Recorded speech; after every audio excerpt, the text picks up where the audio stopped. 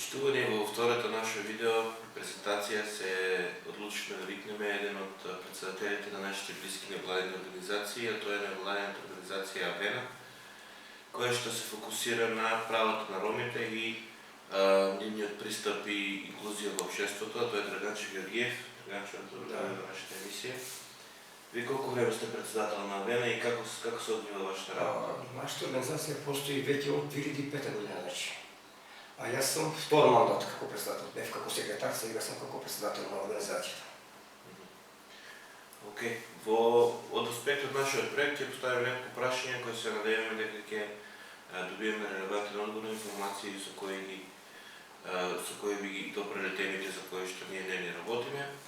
Еве да ве прашам, господин Георгиев, кои се најголемите предизвици со кои се соочуваат ромите во Македонија кога станува пристап до основни услуги и права?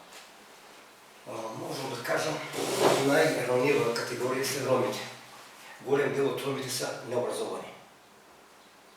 Имат како своја бариера, се срамуват да идат по институции да тражат своите права да ги тражат. Кога одиме ние на терен, тоа ми треба, ово ми треба, бев тамо, онамо бев. Значи почнат да се жалат. Много проблеми значи имат. Во вашата работа ние сте фокусирани, како што разговарахме претходно, за лица со попречност, за желана попречност. Дали сте сретнали случаи во кои што се роми и лица со попреченост, особено слеп лица? Има ли специфични бариери со кои тие се? Има голем дел. Голем дел од овие што се ранивите категории што се попреченост, они живеат горе во таква населба, дива населба, значи нелегализирана, немат пристап на пат, немат струја некои, немат вода некои. Значи немат фактички пристап до куќата, значи немат услови. Немат услови. Оно по голем дел институции нема пристапни рампи, зали? А вие горе што се апсолутно немат. На црн пат са. Како се снаоѓаат? И па некои ги помага од дома, ако има, ако не, седат дома, кмичат, не мрдуват никаде. Или личен асистент. И кога е на нив е потребно тоа, најбитно е тоа, значи некој да ги помогне. Кој не знае колку време може да ги помогне, 2 сата, 4 сата, али треба и помош, значи. Има многу, а многу и стари лица има. Изнемоштени, неспособни, живеат со социјална помош. Колку имат тие пристапи, велите, немат пристап само во нивниот дом, а во институциите, во, да речеме, да иде до УЈП или социјално или било што, слепо лице, ром, слепо лице, дали е таму дискриминирано, има ли пристап на институции? Нема пристап, нема. Во центар за социјално нема пристап. Мерди нема, дека здрав човек не може да се каже кој е болил од нозе, некоја слепо лице да се иде, значи треба да има. После треба да закажеш, па да влезеш, како да ти кажам, многу процедури имат, стават обезледување таму, тие треба да ги пустат, полесно да имат пристап. Дали постојат доволно податоци и јавни информации за тоа колку роми со попреченост добиваат подршка од државата? Не, тие информации ги немаме, значи тоа треба да се направи некоја анализа, некоја анкета, да ги посетиме семејствата, да истражуваме да видиме колку шо има. Вие, например, кога имате проект, пошто знам дека работите со институции, со невладени доста и из Македонија, па и во странство? Да, и во странство и разни проекти работиме. Да, па како стигнувате да речеме таргет група, имате роми, ако нема државата статистика, како вие стигнувате до таму? Ние ги наоѓаме на терен. Значи на терен, одиме од куќа, проституваме, тражиме, да, и тражиме, и што најдеме, и пушиме помош. Проектот што ви треба. Да. Во врска со јавните информации и програмите за социјална заштита, дали се достапни за сите? Дали постојат невидливи граѓани кои што изостануваат од системот? Збориме највеќе за лицата со врзана попреченост кои што се роми. Колку имат пристап тие до јавните информации, да речеме до веб страните? Па да не кажам, немат ништо. Немат пристап.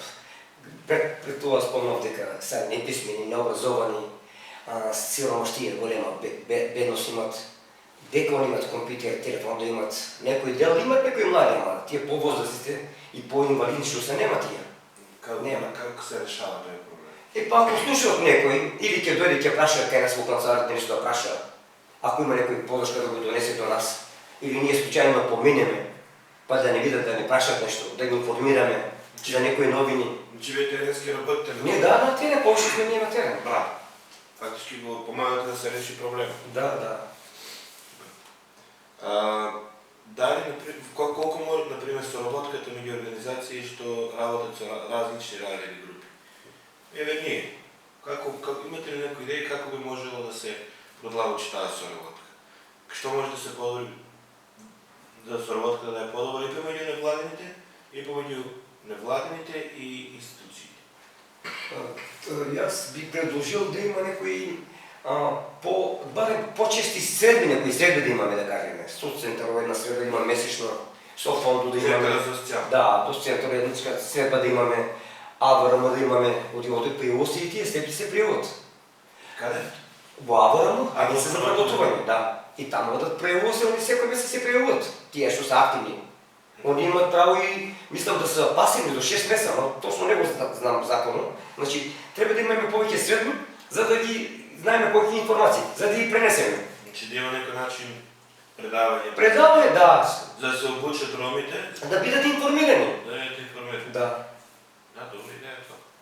Има ли такви, барем мал дел? Има, како има какво. Мислам, има ли настани такви, що правят институциите? Слава, ред.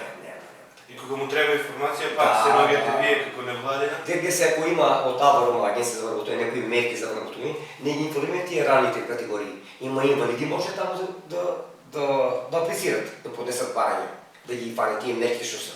И дават повратни, неповратни пари, субвенции дават, някои слепи отпадат фирми.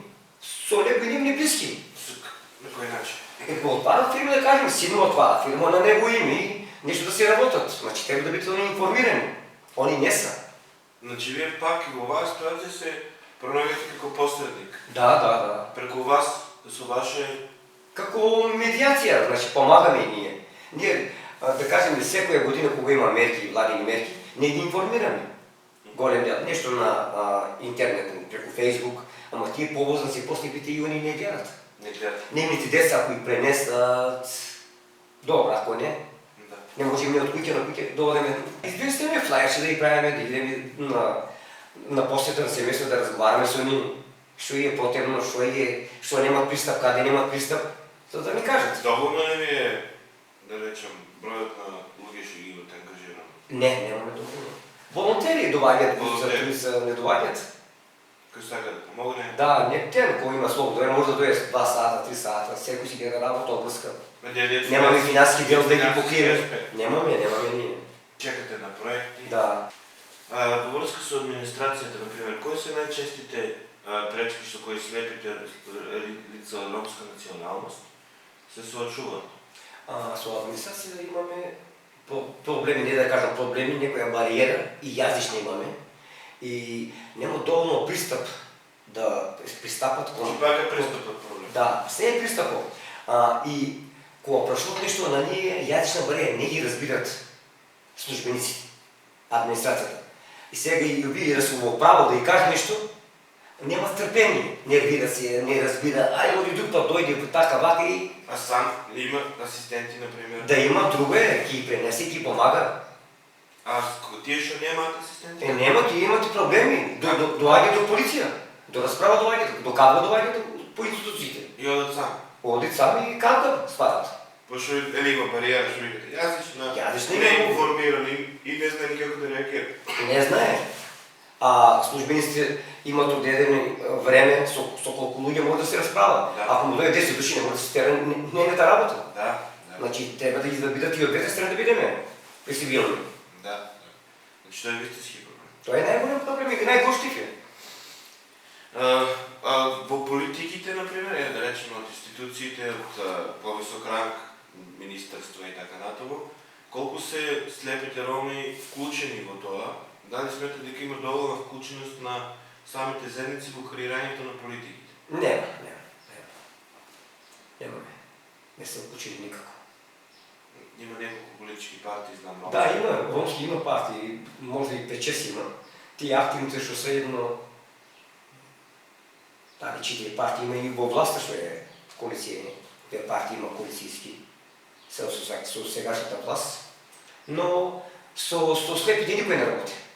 Никой, тотално никой, тие са запоставени, никой не работи. И како може, например, тоа да го промени? Па то некои проекти да има заеднички со невладни организации и да ги повикнеме, да разговараме, да имаме средби со институциите, заеднички средби да имаме. Фактически траголник. Ние со ни да разговараме, после ние да ги поканеме, да има некои предавање, да викнеме експерти од центарот, од АВРМ, од фондот, да ги информира за сите настани што има новини. Добро, во врска со институциите, дали што ви препорачале да се обезбедат транспарентност, поголема транспарентност и еднаквост во ранивите категории? Претходното прашање, што би можело да промени? Ви рековте медиација, ви како невладина од лепото лице, одите до институцијата или до партијата или до било кое, министерството, и ги пренасите нивните бари.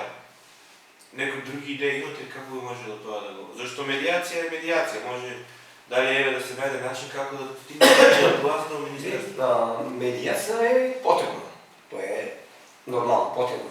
Но во институциите треба да има одреден некој период што ќе ги примат и инвалидите, да кажеме, среда, втор, некој ден да закажат, за да кога сме ние слободни медиатори, да земеш заедно да идеш на разговор со нив. Да има одреден ден. У центарот, у АВРМ, у фондо, било дека да има посебен ден за инвалиди. Значи да е пристапно. Да, пристапно. Да кажеме, вторник или среда, од толку до толку сато ќе бидат примени тие лица. Тоа добра идеја. Тоа да се направи, значи. Отидемо пристап, доваѓа гужба, чека, не може, седне, ај сака да се враќа назад. Значи мислите за него има посебен термин? Да, термини да има. Например, во врска со медиумите, како мислите дека медиумите може да помогнат за подигнување на свеста? И те како они можат. За да има промени, Да, да има по-инклузивно општество. Они треба да имат мали реклами за инвалиди, како да преминуват улицата, гледат и пешако бележја, слепо лице, да помагат. Значи едукација треба. Голема едукација треба на населението. Медиумски кампањи. Да, некој кампања. Така, добро. Благодарам, Преганчо. Се надевам дека стигнавте до некој заклучок како тоа слепите роми во Македонија живеат, имат пристапност и добивме некои интересни идеи како тоа може да се подобри. Тоа беше Драганчо Георгиев, председател на Авена, и ви благодарам што не слушате, и ви благодарам што ми беше гост. Тоа е вас.